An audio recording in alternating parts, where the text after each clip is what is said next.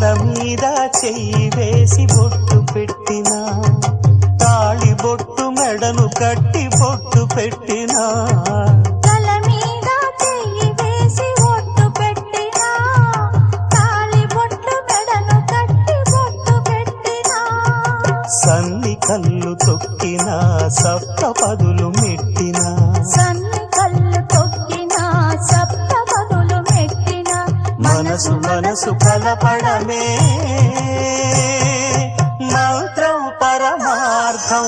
శ్రీరస్తు శుభమస్తు, శ్రీరస్తు శుభమస్తు. శ్రీకారం చుట్టుకుంది పెళ్లి పుస్తకం, ఇక ఆకారం దాచుతుంది కొత్త జీవితం.